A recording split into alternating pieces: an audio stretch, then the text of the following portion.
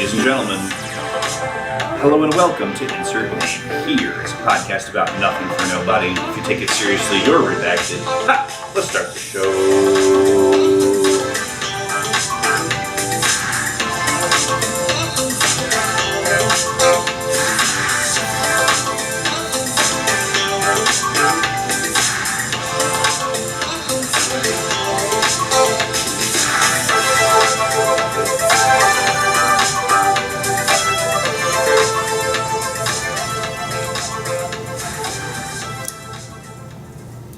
Hey, what's up? Hello and welcome to Insert Name Here. It's a podcast about nothing for nobody. If you take it seriously, you're redacted. I'm your co-host, Doug Bennett.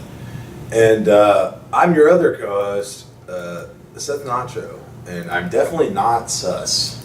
Welcome to a fabulous new episode. Insert Name Here. Big shining lights in the Hollywood black. Folks, you're not going to believe this. Everyone knows he's Sussy Seth. That's Sussy Seth over there. Everyone knows him as that. I call him that. Everybody calls him that. Oh God, not you. Not you too, Doug. I'm not. It's the way it's always been. It doesn't matter if he's looping or killing, he's always sus. Oh my God, dude. I'm not sus, no. We could call him Among Us Seth, but that's an old meme. That's not a good meme anymore. It's old. We like the new memes. We love the new. We love new memes. Give us the newest shit. Give away with the old.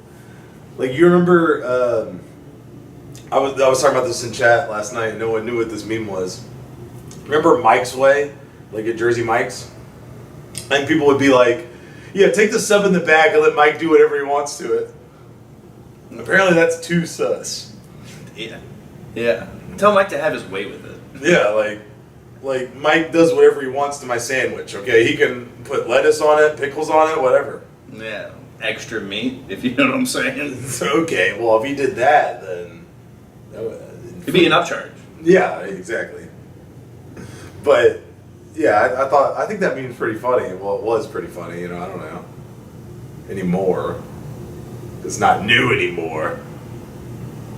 Now we got... Hey, computer, make this guy gay and make him super horny. Force field. Oh, Microbots, go in this guy's butt. Force field. Damn it, Microbots return. Son, stop putting Microbots in your brother's butt. Whatever the fuck a Microbot is. I would call it a nanobot, I feel like, personally. Well, yeah, but, it's funny. I'm not going to explain the joke to you. You get it anyway. You have edits. You have notes. You're just trying to be a little producer. That's what guys like you do. Did you call me a little producer? I think I'm more of a big producer. Yeah, okay. Talk to me when you make a long-form YouTube video. Okay, well... You're a TikToker, buddy. Wait till I get You're a TikToker. It's short form. Wait till I get a PC, okay? You just wait. Yeah, I've been waiting. We're in year 3 of the wait. It's gonna be year 4. No, I'm it actually might be sooner than you think, actually. The big things are happening for the Nacho. Absolutely. I'm not gonna let you guys know yet. It's a secret still, but Nacho might have big things going on. Yeah, big things happening to Nacho. Even it's just continuing to be sus. I don't like you saying big things happening like that, because it...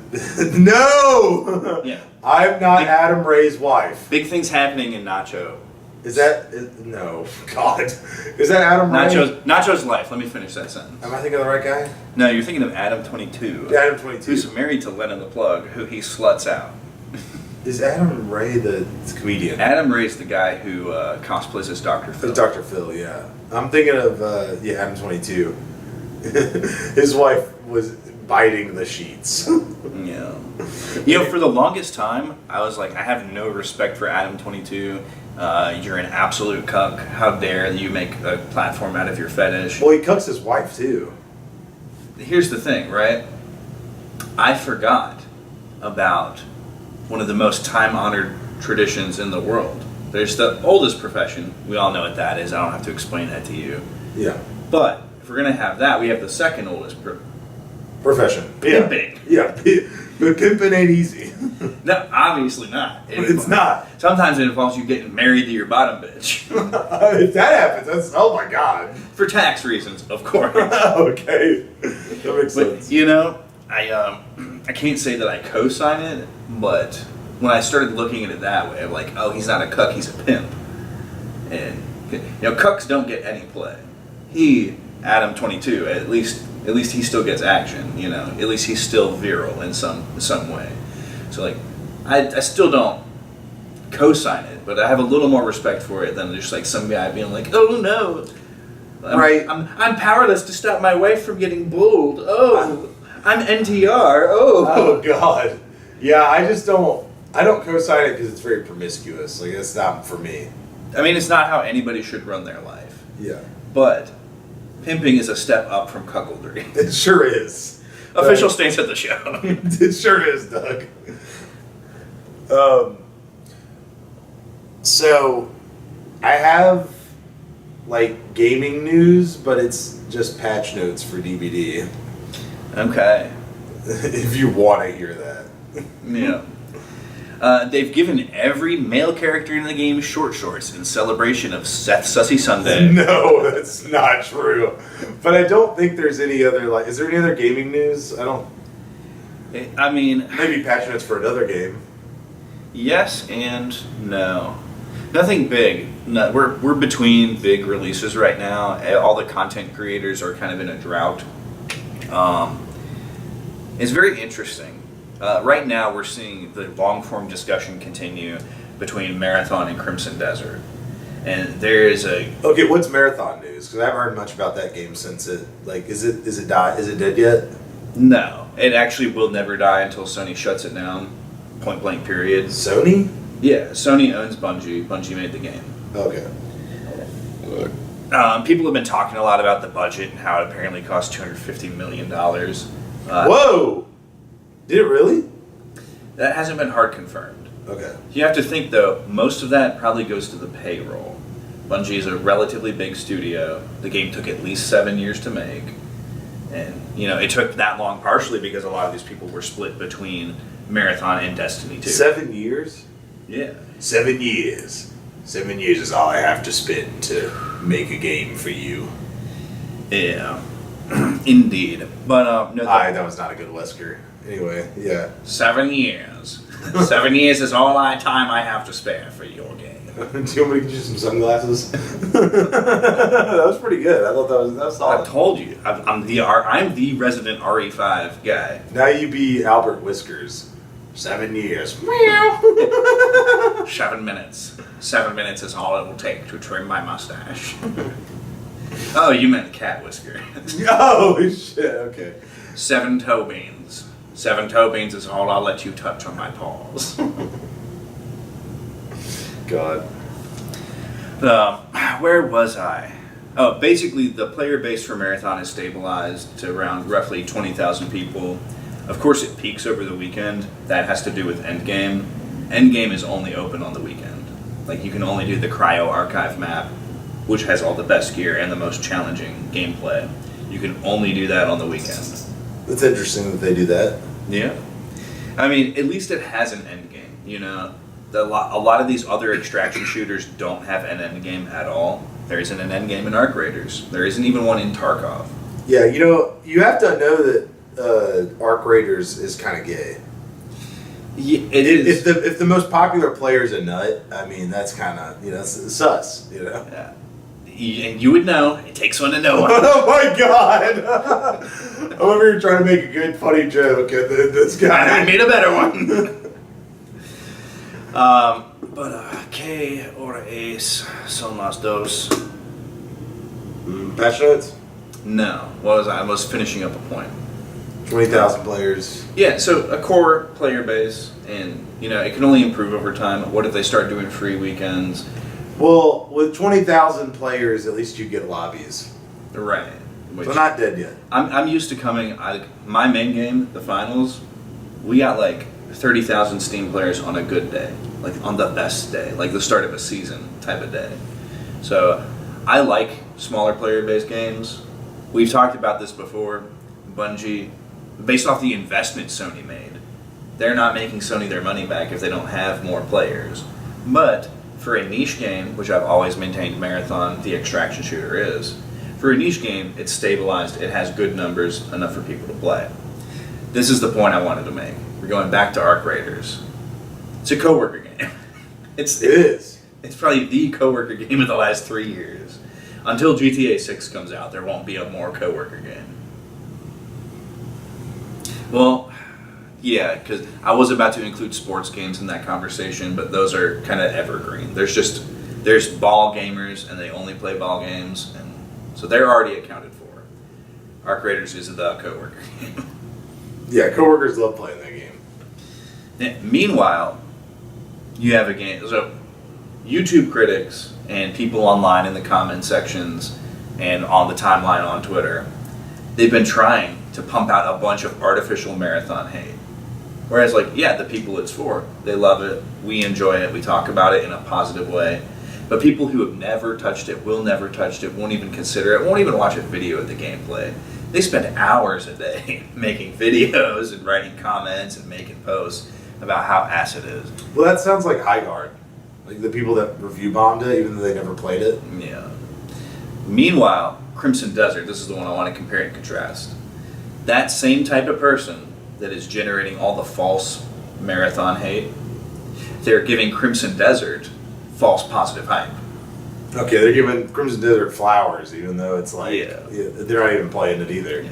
Now, they sold hella copies, and Pearl Abyss, the developer, they're doing a really good job of keeping up with everything, but that game takes a lot of time to play. Like, you consistently hear, oh, it didn't get good till 8 hours, oh, it really didn't get good till 20 hours. Dude, I'm 40 hours in, and it's finally fucking epic. And you look at player counts for a single-player game, to me, that's the time you don't do that, because it's single player. You play it as much as you want to. Yeah. But for compare and contrast the amount of copies they sold with how many people are getting to the quote-unquote good parts, you know, there's a fall-off for a reason. See, I saw people say they played it, they're like, man, this is boring, or whatever. Well, yeah, because it's like, if you have to slog through hours of content just to unlock all your powers and unlock all your traversal abilities, I think so. I saw somebody be like, I tried really hard, and it took me 15 hours to get my mount. So I was on foot running, and the main character is like slow at running. So it's like, none of you are playing this game long enough to get to the full good parts, and yet you're trying to prop this game up like it's the next Breath of the Wild or some crap like that. The point of all this, let me put a bow on it. Yeah, please do. I'm becoming exhausted with the way that people talk about video games in the Big 26. I don't think most of the people that talk about video games online even fucking like them. I'm not convinced most people who talk about video games online even play them or have ever played them outside of like playing Mortal Kombat at a college party. At your cousin's house, you know? Exactly. You don't even know what it's about.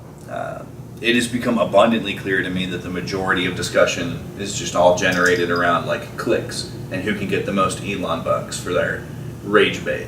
Sure. So, yeah, just that's as far as news goes. I mean, we're between big releases. I don't even know what the next big one is supposed to be. No idea. But that's as far as news goes. But let's hear about those patch notes now. I mean, not much to say. They made a PTB, which is like the player test beta, whatever it's called. And the new patch is underwhelming, but it is what it is, you know. They made it to where like you can no longer have funny meme builds, no more funny haha meme builds, because perks don't stack anymore. They stack like ass. So, you know, might as well just run your meta build. And then they made one of the best killers bad. Not really, they didn't make it bad, but like they nerfed the shit out of him a little bit, so like that you don't get easy wins with him anymore.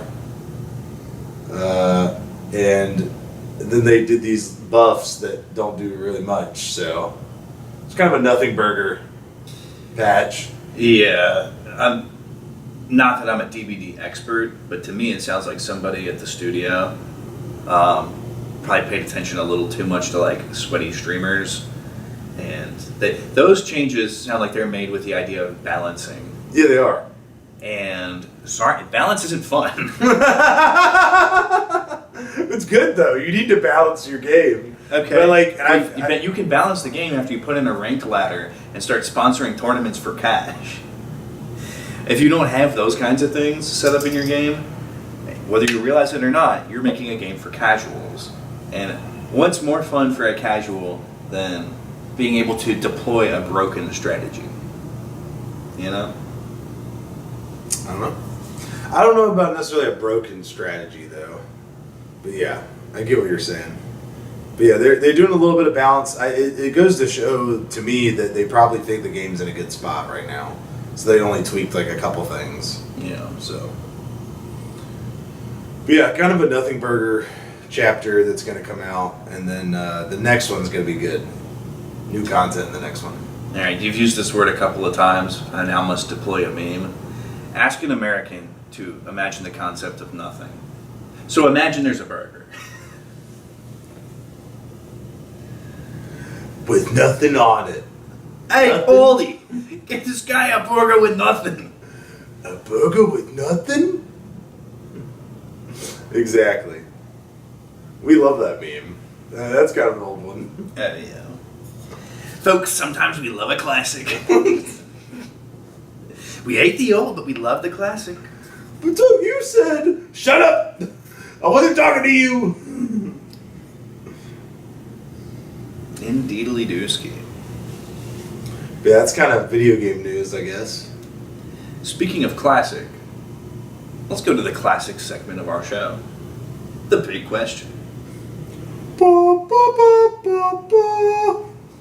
Ba, ba, ba, ba, ba, ba, ba, ba.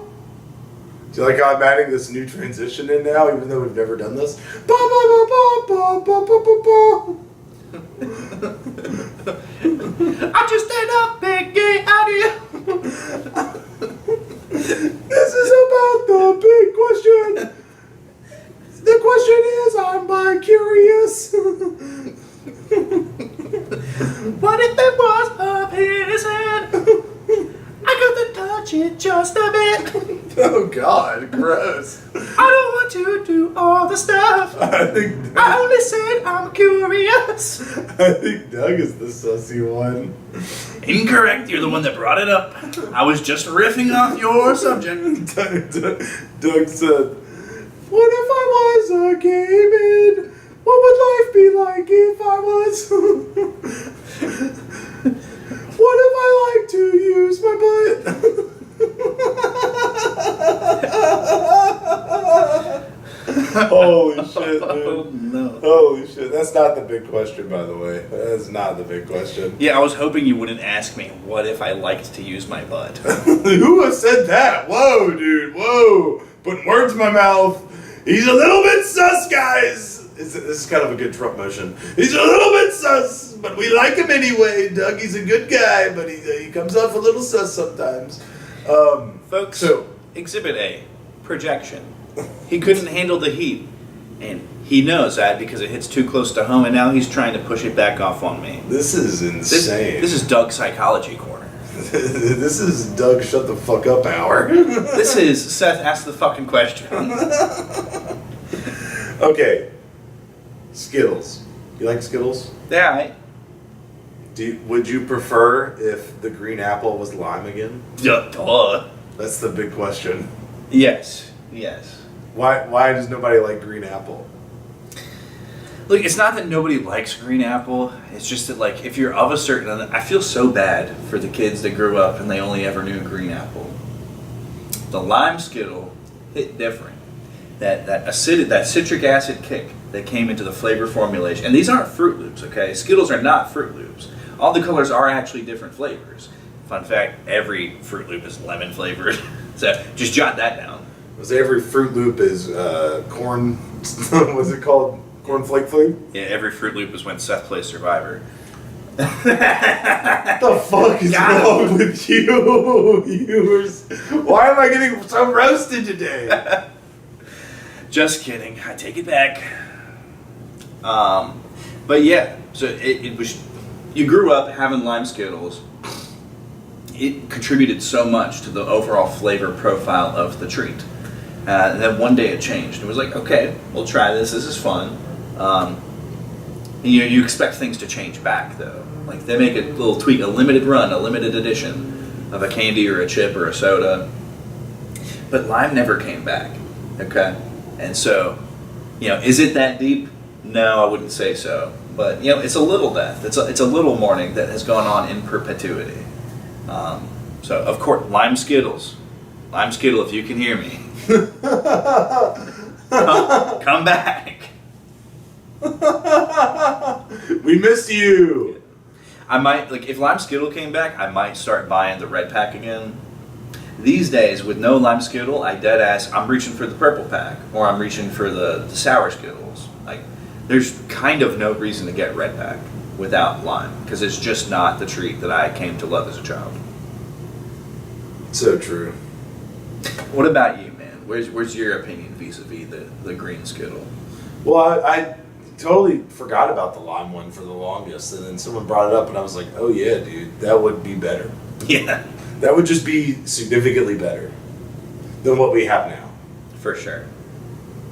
They never made the Skittles sexy, like M&M's, but the green one, if it was lime, it would be sexier. I have to say, a very erudite analysis. That's intelligent. That's sapiosexual, even, doctor. Doctor. But yeah, dude, I do think lime would be better. I think it would fit with the program better. Lemon lime Skittles, because they got a lemon one, they have a lime one. Citrus goes better with strawberries and grapes. Then you have cherry. Citrus goes better with cherries. And then you have orange, and then you have grape. It would just fit better. Yeah, apples don't go with those fruits. Apples are their own standalone thing. That's what I'm saying. What would go fucking crazy? Like, I used to eat my Skittles in such a way I would eat the orange and the red one together, and I would eat the yellow and the green one together. And now the yellow and green one don't go together. It's fucked up. Yeah, it's kind of fucked up. Golly, a Rip Lime Skittle. What would go crazy though? What would redeem green apple in my eye? If they make the apple pack. Like, let's get the green apple into its own pack, and there's enough apple variety. And if you really want to put a twist on this, make it exclusive to the Japanese market. Okay. Let's put cherry blossom flavor into the apple pack. Okay. Is that a flavor? I'm sure it is. Just like lavender's a flavor. Yeah, I mean, it's in the green Arizonas. Yeah, I don't know if you knew this, but when you package an item for mass consumption, you have to visually demonstrate all the flavors that are on it. Right. So that green tea with ginseng, they didn't have enough room on the can to put cherry blossom, so They just drew it on that's there. why they drew it on there. Yeah. I thought it was just because it was green tea, but okay. Yeah, something like that. Matcha! We all love matcha. It's the new thing, matcha. When we all gonna tell me about this? I'm tired of drinking coffee. I'm a matcha brother now. I'm a matcha brother. Holy.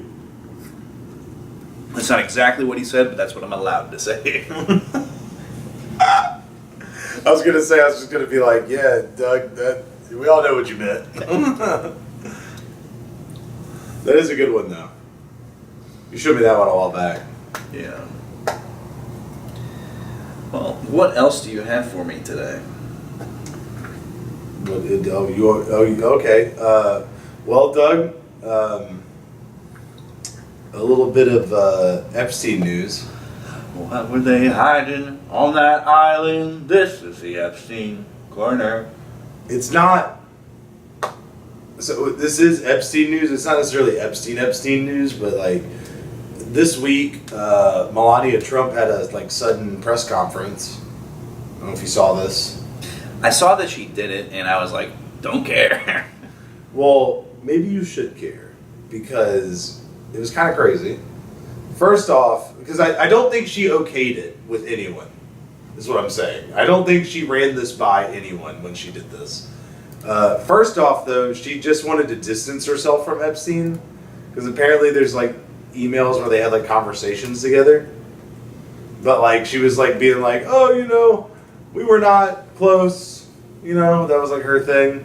But then in the second half, that's where she got us. In the second half, she was like, let's get all the survivors, have them testify in front of Congress, you know, what really happened, which is what a lot of people are saying, but not what the administration's saying. Sure. She sleeps next to the guy that tells her, that would say not to do that. That's true. And I mean, he's going to come out of this unscathed, obviously. We've talked about this before. He was the guy to start Epstein's first case. You know, he got him kicked out of Mar-a-Lago. Just called him a persona non grata. Like, he's too creepy with the girls. I can't have that around me. Right. And did he do it for altruistic reasons? No. It was about protecting his own image and keeping himself safe. But still, points were earned. But God, that's kind of wild. That is out of left field. I feel like out of all the names that have circulated the Epstein discussion, Melania is not one of them. Yeah, and honestly, it's really crazy because I don't think I've ever heard her talk. I don't think I've ever heard her speak.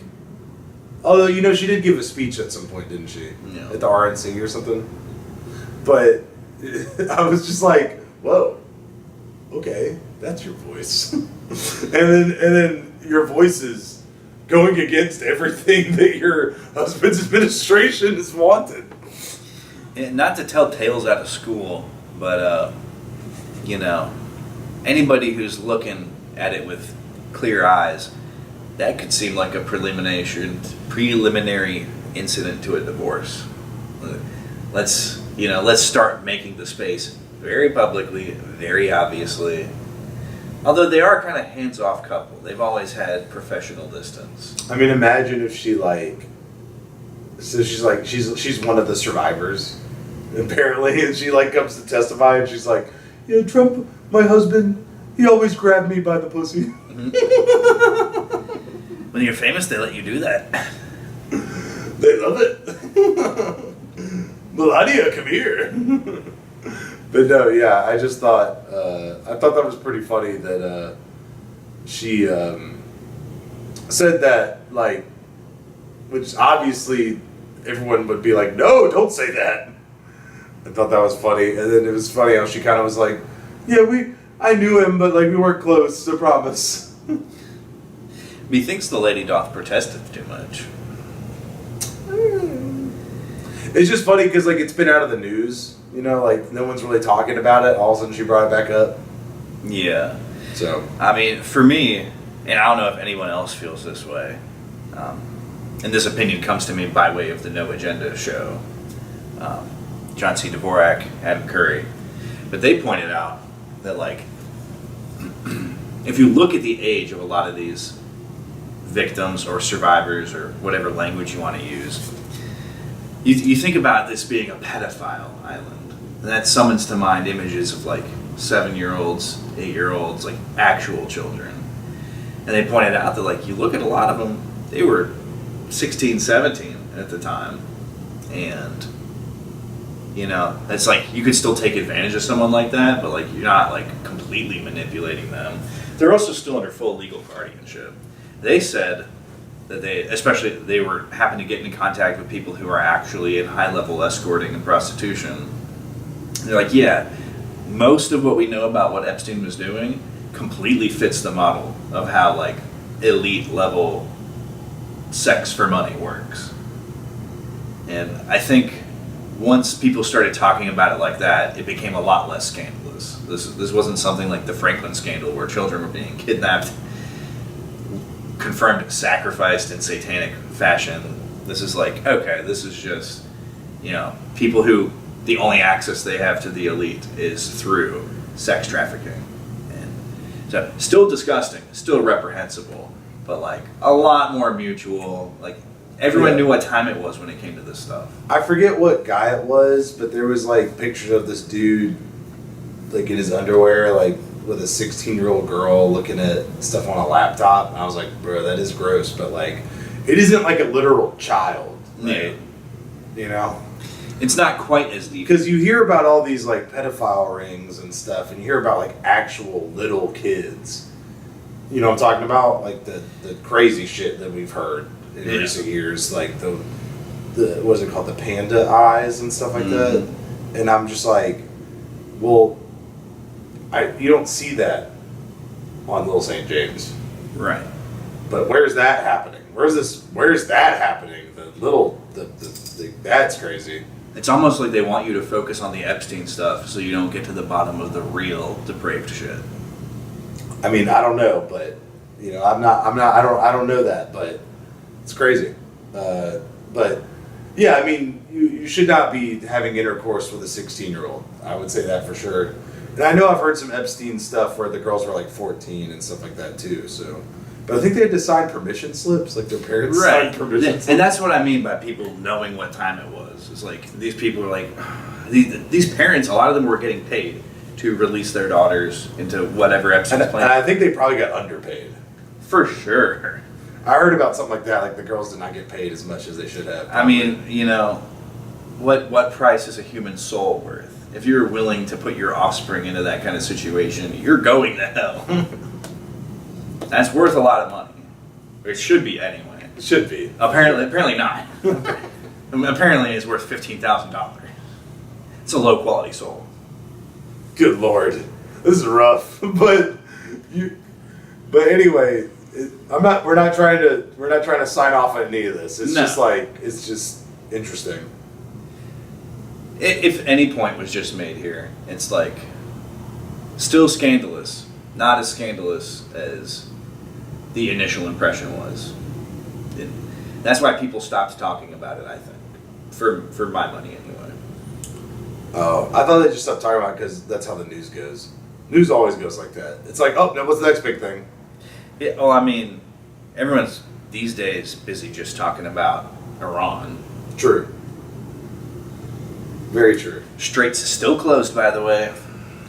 Do you want to go into that, or I have one more thing that kind of relates to Epstein. Slide me your thing. So, Michael Jackson. You familiar with the man? Yeah. There was actually a very fun conversation about him on JJK Twitter where we discussed what his domain expansion would be. Oh, what would that be? Well, I was the only one, and no one liked it, but I was the only one that actually had a good idea. I think his domain expansion would be Smooth Criminal. And if you think about that music video, all the fighting that he does in that bar, that would be his sure hit effect, his guaranteed hit. It would be like any of the strikes he made in that, you know, especially with like the pool cue. Oh, yeah. You could just imagine it, like domain expansion, Smooth Criminal. And he does like the lean. Yeah. The lean. Instead of doing a hand sign, he leans into it, and that's what expands his domain. Be dope. And you're okay. Just fucking. So was it the Neverland Ranch? Is that what it was called? Apparently, he was the opposite of a pedophile. So is it Macaulay Culkin? Yeah. That the guy. There was like an interview. I don't know how old this is. I don't know how old this news is, but I heard it was interesting that he actually was protecting children, supposedly. Like, he invited kids that were, like, abused to come to the Neverland Ranch. The kids that had gone through shit like Epstein. Yeah. And I thought that was really interesting. I was like, wow, Michael Jackson, maybe he's a savior. Maybe he was the second coming. I don't. No, I'm kidding. I'm not going that far. That was a joke. That was, okay, relax. Although, but I did think that was cool. I hadn't heard that. yeah, I mean, and Macaulay Culkin consistently has always maintained that MJ was a good guy. Which, you know, to have decades of standing up for a friend, that means something. It means you're either really good at lying or that shit's for real. So, I buy it all the way. You gotta think about all the other angles, like... Yeah, it might be that someone set up that one kid that testified that he did whatever to him, that maybe that was a setup because they wanted to stop protecting whatever, you know, which would make sense now that we know things that we know now. Yeah. And when I say other angles, I mean, it's easy when you haven't lived through it to like not look into this and be able to ignore the history. Record executives, the industry, came after Michael Jackson really hard, like harder than if it was just about money. Things like controlling the rights, controlling the music, how many albums he owed, stuff like that. Money is just money. Even the greediest person, if it's just about money, it'll get to a point and that'll be enough. These executives that were trying to control Michael Jackson went even further beyond. So what motivated that? Well, probably Michael Jackson was like, and you think about the way he grew up in the Jackson family, like he saw firsthand, was probably subjected firsthand himself to abuse of any kind. I would imagine it's mostly physical. I'm not going to put allegations on Joe Jackson, but you know, once you get to a certain level, you start finding out about stuff, and if you find out about stuff that you don't think's okay, and you start doing something about it, if you start trying to shut the party down. I mean, just look at the Diddy case. Like, there's all kinds of Diddy victims who paid the price for trying to stand up to him. You know, smaller scale, but I fully believe no one will ever be able to convince me that Michael Jackson was touching kids. I just don't buy it. There's no way. Right. And yeah, you're right. Like, maybe he just got to that point where he was like so big he understood what was going on, and he was like trying to help the people that were affected, and then they were like, no, you can't do that. No. What do you think you're doing? Hold on now, Michael. Give us the kids. He's like, no. No, you can't take the kids. We think we're going to take them. Give them here. I said no. There's no way. Take a look in the mirror and make a change. And are you okay? Please. Did they hurt you anywhere? That might be too much. All these record labels are sus. Because they're bad. These people are bad. Okay. I said touching kids is bad. Oh.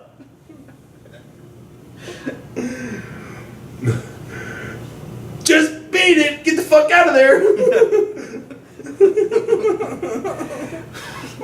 You've got to hide on my ranch.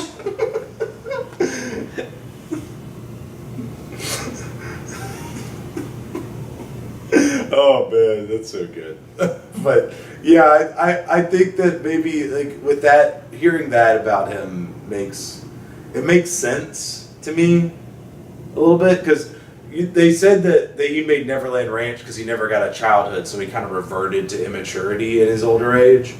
Maybe what he did though was that he was protecting kids that also didn't get a childhood from whatever reason, and he was trying to give them some safe space. And I like that interpretation, and it makes sense with what people have said, like Macaulay Culkin and all that. So,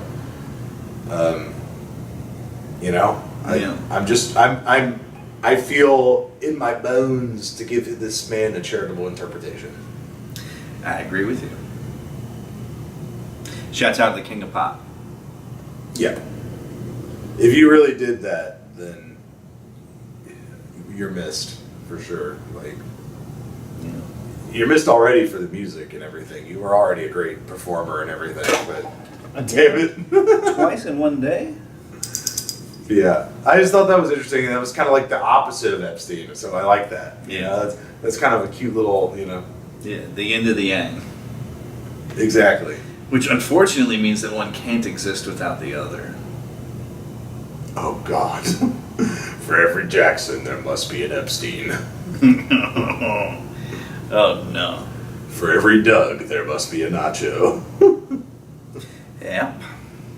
For every not sus co-host, there must be a sus co-host. which Seth has covered. Oh, my God. It's okay. That could be the albatross around your neck. I was making it clear that you're the sus one. Again, folks, what did we learn at the start of the episode? Projection. Doug just be like, because I'm sus! I'm sus! Oh yeah! And I'm singing this from the perspective of Seth Nacho. I think butts are cool! Oh yeah! It's another Nacho quote. You've been struck by A subsession. Oh my god. Ow! Just start playing Alien Ant Farm. Ow! So we started talking about it because I can't remember exactly why we transitioned, but Iran. Right? Yeah. And you said the Strait's still closed? Yeah. Even after the whole Easter Sunday tweet and the Tuesday, whatever. I thought they were starting negotiations. Negotiations have been started. In fact, J.D. Vance did get sent to Pakistan to do some more negotiations. Unfortunately, he returned to the United States, having made no progress on a final decision. Well, how would Pakistan have a say at all? Well, I mean, they're like a neighbor. You know, they're close enough to feel some consequences. You also got to think about Pakistan, majority Muslim. That's the only connection I had. So, in terms of like, But I'm sure his wife wasn't happy about that. you know, I wonder why. Do not go to Pakistan. And there's been some other interesting stuff around the whole situation. JD Vance gets on the mic in Pakistan. He's like, I want to be a pilot. I will give my life for Pakistan. Yeah, that'd be a great poll. That'd be good. You should imagine I'm imagining fat JD doing that. You have to imagine him as like a little child, like the baby memes. With the propeller hat and the lollipop. Yeah, because it was like a little kid that said that. Yeah. One must imagine JD fat. One must imagine JD as a baby. A round, bouncing little boy. The JD orb. Oh. Indeed. Like the Cuban marathon. Something like that. Now, like I said, there's some interesting stuff to talk about besides that in the situation, but I wanted to share this segment here for a second of some very interesting Iran cope. Before you do that, because you said this cope is like right-wing cope, right? It's plan trusting cope. The video is titled, "This is Next Level Plan Trusting." So I want to say there's also cope on the other side. I didn't see it, but I saw like screenshots of like a Lego video.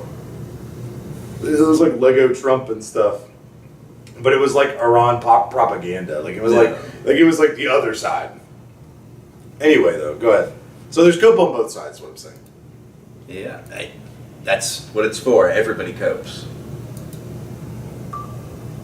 Okay, so what if Trump is not an idiot? What if losing the war in Iran is exactly the plan? Let me show you something the media will never tell you. So everyone is saying Trump is destroying America. He is fighting an unwinnable war in Iran. He is threatening to invade with ground troops. He is pissing off NATO by threatening Greenland. He is picking fights with Canada, Mexico, Denmark, Colombia. JP Morgan says the world will run out of oil by mid-April. The global economy is about to collapse. Trump looks like the worst president in history, a complete buffoon, right? But what if that's the whole point? What if Trump wants to lose the war in Iran? What if he wants the American empire to collapse? What if he wants to destroy the global economy? Then he would be a genius. Let me explain. Right now the world gets 20% of its oil from the Middle East. Japan gets around 75% from the Middle East. India gets around 60%. China gets around 50%. Europe is also heavily dependent. But here's the thing, oil is not rare. Venezuela has the world's largest oil reserves. Canada has massive reserves. United States has massive reserves. Trump just took over Venezuela in January. He's threatening to take over Canada. You see where this is going. If Trump closes the Strait of Hormuz by fighting Iran, the Middle East oil stops flowing, but North America is still pumping. Suddenly Europe, China, Japan, South Korea, they all would need American oil. And not just oil,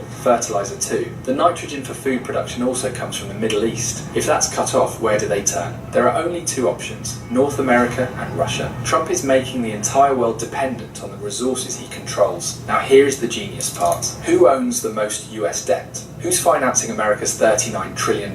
It's Japan, China, Taiwan, South Korea, UK, France, Belgium, and Luxembourg, the same countries that need Middle East oil. There's been this fear that these countries would stop buying US Treasury bonds, that they would move to gold or Swiss francs, that America's Ponzi scheme would collapse. But now they need American energy. They need American resources. They can't abandon the dollar. They are trapped. Trump just turned America's biggest weakness, its debt, into its greatest weapon. By starting an unwinnable war in Iran, he's forcing the entire world to depend on North America. This isn't new. Putin already proved that this strategy works in Ukraine. Russia has been fighting for 5 years. It's a slow grind, but it has restructured Russia's entire economy around war production, drones, ammunitions, and military manufacturing. Russia went from importing Iranian drones to making their own, and now exporting them to Iran. Putin's plan was that the world is collapsing anyway, so why not build a fortress, make Russia self-sufficient, control the resources, and weather the storm? America saw this and said, we can do the same. Greenland for rare earth minerals, Canada for oil and resources, Venezuela for oil reserves, Mexico for manufacturing, Panama Canal for trade control. So maybe Trump is not being reckless. He is actually building a self-sufficient North American fortress while the rest of the world burns. So yes, Trump looks like an idiot. Yes, he's losing the war in Iran. Yes, he's destroying the global economy. But if the goal was to end the American empire and rebuild it for Americans, to make the world dependent on US resources while everyone else collapses, then Trump might go down as the greatest American president in history. Maybe the New World Order is dead, and maybe we are heading towards a Trump world order. Yeah, that is some extreme cope. Yeah, the sheer scope of it, I marveled at. I was like, I have to share this. But that is an interesting interpretation, because I've heard a lot of things, bro. Like, that's crazy, though. No. That is, do you think Trump would ever want to lose a war? First of all, like, Trump always wants to be the winner, dude. We're a great success, we always win. You know, like, I feel like that's more his shtick, not, I'm losing on purpose. I don't think he would ever say that. Well, to participate in this cope and justify it from my perspective, it's like, so what? Like, the winning at the economy is a far greater victory than some shitty war with a sandbox country, right? So if you think about deal making and negotiation and like who comes out on top at the end of the day, like, how much do we really care about Iran if we control most of the globe's oil? Like, right? What's the greater victory long term? What thing gets you more control? Beating Iran or controlling most of the world's oil? So I think going along with this, if you're making a decision between one of the two, like, you're not even losing a war. You've successfully distracted people from what you're doing economically while you secure all this control. And you know, that's just what we had to put out there so that over here where everyone's not looking, we get the real shit done. You think that's real? I'm saying that's my further explanation participating in this view that we just... Yeah, but I'm saying is, do you think that view is correct? I don't know. And the only person that does are like the people directly involved with this. Obviously only Trump and his team know if this was their actual... But it is a way of looking at it. I will say that there are some like object facts in there that are very interesting. I went back and fact checked this stuff about Russia and what they've done for themselves, because 5-year war, what's going on there? But if you look into it, it does stack up that way. They have become, in a lot of ways, like the America of their hemisphere. What's the American economy propped up on? Energy production and the military-industrial complex. Now they are manufacturing, and this is where Iran's getting all of their weaponry, not just drones. So when you think about how the United States, they ran out of their bomb reserves, Israel's kind of out of theirs as well, particularly missile interceptors. And Iran still has this massive stockpile to keep sending that way. I mean, it seems like Tel Aviv's getting bombed every couple of days, and the damage gets worse every time. Where's all that coming from? Iran's not that rich of a country. They don't participate in oil the way that Saudi Arabia and the UAE do. Well, it's coming from Russia. So that's just like one fact that was in there that I was like, whoa, that helps me recontextualize stuff. And then when they point out like who owns our debt, Well, it's all the people that are about to need to buy oil from us because they're not getting it from the Middle East. So, like, to me, that's a much greater victory. Like, lose a battle, win the war. Sure. I don't know if I necessarily agree with that video. I think they might be kind of talking out of their ass a little bit. But yeah, that's interesting. So I've heard like a lot of stuff. And for me, Occam's razor is usually the right answer. Absolutely. The simplest solution is often the most elegant. And you know what that is? Israel. Israel apparently since the 80s has been asking us to bomb Iran. Well, hey, let's cool it on the anti-Semitism, pal. Oh, you're right. My bad. Countries have been asking. A certain country's been asking us to bomb Iran for a long time. And we all know who they are. Do you know that I can't remember his last name, but the whistleblower from the CIA guy. I saw Kyriakis? whatever his name is. Yeah, I've heard him say it a lot. Well, I've heard him talk about it recently. He was saying that the Prime Minister of Israel visits the U.S. like twice a year at least, and every time he's always like, "Can you bomb Iran? Yeah, please, pretty please. They're gonna have a nuke in 6 months." Like every time. Yeah, And Trump's the first president to actually do it. And there's supposedly that Israel doesn't, on the record, have any nukes. But supposedly they said they were going... very much do. That's why they killed JFK. Well, because he wouldn't give them nukes. Well, yeah, that's... but that's all hush-hush, right? So, on the record, they supposedly don't have any. But... supposedly they told Trump that if you don't bomb Iran, we're going to nuke, which is crazy because you're not supposed to have any. And it would make sense because in Trump's first term he didn't do that. Yeah. He didn't bomb Iran, so maybe he was chill, and then maybe that is why he's doing it now. But I mean, that seems like the simplest answer to me. I've also heard that he's doing this to get rid of the global elite or whatever, like the deep state. God. And then you're like, okay, well that is some cope. Is QAnon still around and kicking like that? It sure is. Doug, it sure is. Golly. They're still posting drops apparently. Fuck. I don't know what that even means at this point. I thought that was old news. Yeah. Because nothing's happened that they said would happen, so. Or did they say the first thing was Iran? I can't remember. There's like so many things, but... Hey, nothing ever happens. I'm all in. I'm all in. But yeah. So, I don't know, but that was certainly interesting. If that's the plan, if Trump actually has... I have concepts of a plan! If that is the plan, then that's pretty crazy. But he's not going to be president for when it happens. Yeah, that's true. He's only got like another year or two. But like societies flourish when men plant trees in which they will never sit in the shade of. Somebody has to pave the path. Yeah, you seem to be giving a very charitable interpretation here. Yeah, I'm just saying it's interesting. To me, the Occam's razor of why we're in Iran right now is that Trump has been religiously compromised by like people with really fucked up eschatology, like the end times death cult of Christianity. You're still stuck on the holy war aspect, yeah.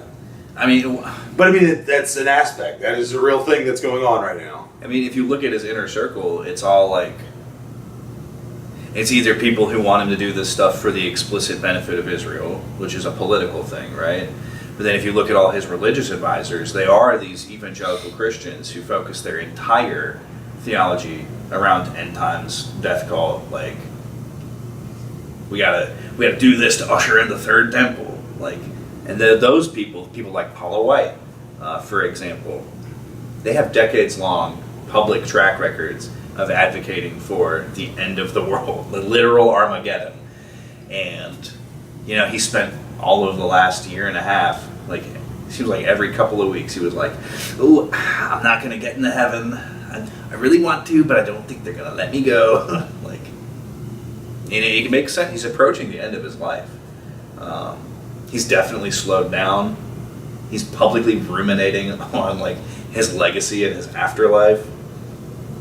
A combination of, the Israel lobby paid for a lot of his campaigning. They just did. That's just a fact. You can look into the Adelsons. You can look into IPAC. Wasn't Russia.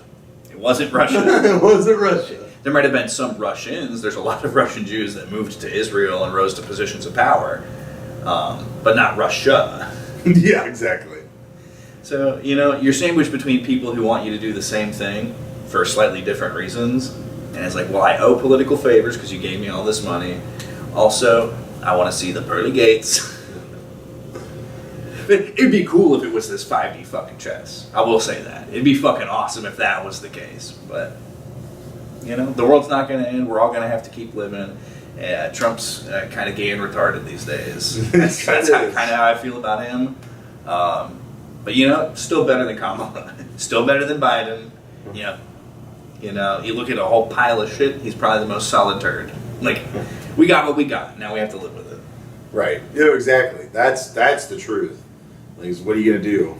The next election. There you go. But yeah, the 5D chess interpretation is, I think, a bit much. I don't think Trump is that smart, but maybe his advisors are. I don't know. Yeah. That's why it's titled Next Level Plan Trusting. This is to go even further beyond. What we're not going to do is go much further beyond this episode. We are coming up on time. Oh, we are. And I'd like you to part a shot. Well, Doug, I was just thinking that maybe you should part a shot, and I was thinking maybe I'll part a shot, and I was thinking that maybe we could kiss our homies goodnight tonight and maybe wear their socks on.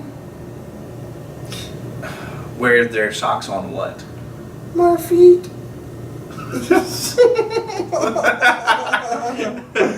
I'm not. We're not going barefoot, man. Or are we? Yeah, it's not gay if your socks are on. Exactly. That was the joke. Yeah. God, it's been ages since I've even thought about that meme. Oh, really? Folks, we love a classic. Oh shit. Well, Doug, I'm gonna tell you because I love you. I want you to know. I have this Twitch stream. It's over at twitch.tv/Seth_Nacho411. I want you to be there Mondays and Tuesdays. Mm-hmm.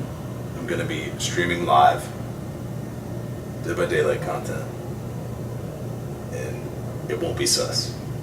Okay? And it's for you. I'm doing it for you. Okay. And only you. It's a private stream. Now that's sus. I was with you all the way. I was going to let it go. And then you said, I'm going to cam for you. Whoa! Speaking of, you need to restock the Do a Dance button. Because I always try to do one per stream, and I went to do it on Tuesday, and it was out of stock. So. Yeah, it's only twice a stream, bro. Fuck! And that's for good reason, okay? It's for good fucking reason. You can't have me going too crazy, alright? I can't be doing all that. See, that fucks me up, because I always try to do it toward the end of the stream. But you go for 4 hours. This is like, that's a lot of time for other people to hit it twice. Okay, well, maybe we'll make it 3, but I don't know. We'll see. But yeah, go check it out. Check out the streams. They've been popping off recently. Good times, I'm not a big streamer, okay? I'm not, but I appreciate everyone that comes in and everything like that. Shot, I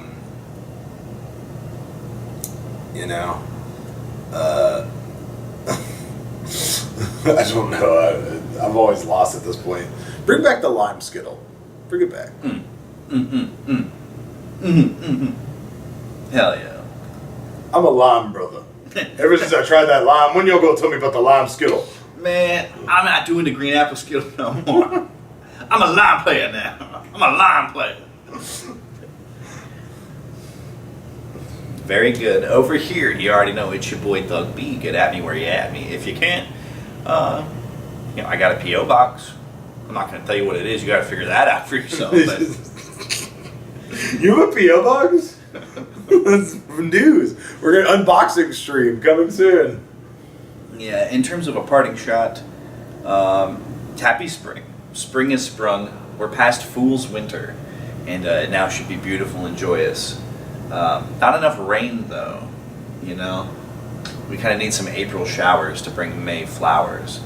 So, if you know any indigenous or First Peoples, pay them for a rain dance with a liter of bottom shelf rum, and hey hoya, let's get some precipitation. Trade him a diamond for the whole Long Island. Yeah. Hell, you know I'm calling Chief Slap a Bitch from the Tribe Called Liquor Store. I'm doing my part. Call it Chief Slap a Hoe from the Kick a Bitch tribe. Very good. That's terrible. Well, you know, we all have a right to be terrible if we want to. So do that if you feel like it. Also try to be good. But make sure you do what you always got to do, which is carry water, chop wood, and most importantly, Shoot you, Shiose. You've got this new head filled up with smoke. I got my veins all tangled close to the jukebox bars you frequent. The safest place to hide.